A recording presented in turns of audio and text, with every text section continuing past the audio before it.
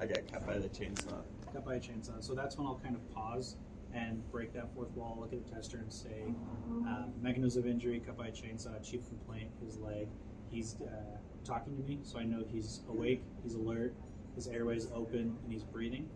I'm going to assess for any major signs of bleeding. Do I see any major signs of bleeding? The leg. Yeah, the leg. I'll expose the leg. What do I see? Jagged cuts. Okay. Just from a chainsaw. Is it heavily bleeding? Yeah. Okay. I'll apply direct pressure to the wound. Does that stop the bleeding? No.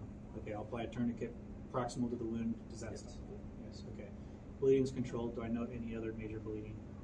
Okay. I'll go through and do a blood sweep, just checking my gloves, looking for any blood. Any blood? Just there. Just there. Okay. So then I'll come back up. I've assessed his airway. There's no need for an adjunct because he's talking to me. Is his respiratory rate elevated? Is it slow, shallow, deep? Anything? Regular. Regular. Okay. I'll check his circulation, check his pulse. Does he have a strong pulse? A little quick, but A little quick.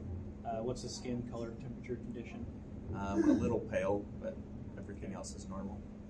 Okay, so I've assessed for any major life threats. I'm going to treat for shock, elevate his feet, keep him warm, apply oxygen as needed. This will be a rapid transport due to the mechanism of injury. Anytime we put on a tourniquet, it's a rapid transport. Okay, at this time, I'm going to put a pulse ox on him, see what his oxygen reading is. Normal. Okay, 98, no need for oxygen at this time. I'm going to do a head-to-toe assessment. All right, I'm going to check top to toe, make sure that you're not hurt anywhere else. Okay, did you fall or anything when you were? I just laid down. Just laid down? Okay. So I'm going to start at the head.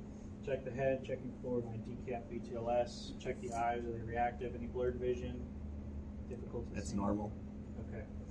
Check behind the ears, check in the ears, check the neck, looking for tracheal deviation, jugular distension, any pain down the back of your neck. Any He pain drank across too your much chest? Mountain Dew. Yes, he did. Any pain down the center of your chest? Okay. Set your arms down. I'm going to check the abdomen, make sure that it's soft. It's not rigid, not distended, no guarding. I'm going to check the arms. Pulse in that one, I've already checked it. Check this arm, feel for a pulse. Okay, can you feel me touching with both hands? Okay, can you wiggle your fingers? Perfect. I'm going to come down, make sure that his pelvis is stable on lateral compression, no pain. Okay, being careful, I'm not going to avoid the extremity there. Any pain down here? Can you still feel me touching you? Okay, you can still move his foot. There should be no pulse because we have that tourniquet applied. Going down the other side, any pain? Can you feel me touching you? Wiggle your toes. Perfect. Have my partner help me. There's no need for C-spine, so I'll have the patient roll. You don't actually have to, you're good. Check the spine all the way to the back.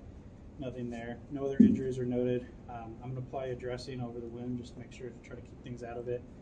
I'll take my vitals and I'll ask my sample history. Allergic to anything? Are you on any medications? Any blood thinners, daily aspirin, anything like that? No. Okay. Any major medical history, strokes, seizures, heart attacks, anything like that? Okay. When was the last time that you had anything to eat or drink? I had a couple of cookies. Okay, A few hours ago. A few hours ago? Okay.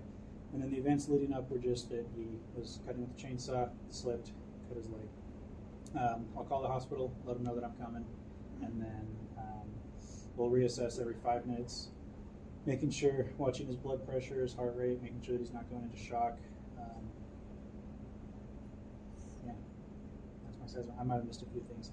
But I kept breaking the fourth wall and telling the tester what I was doing and why I was doing it. And you just kind of talk the whole freaking time so that they know. You know, you tell them what you're checking for with your assessment. You tell them that you're checking for the tracheal deviation, the jugular, the JVD, the distension, making sure that they can move all their arms, their legs, their extremities. Ask the patient if they've got any blurred vision. You can ask them if they feel like all their teeth are there. But just keep telling them, talk out loud and say what you're looking for, because the person doing your test is going to have their hand in their paper, so they're not going to see it. And so if you don't say it, sometimes they'll miss it. So tell them what you're thinking, tell them what you're doing, kind of talk through. Make sense?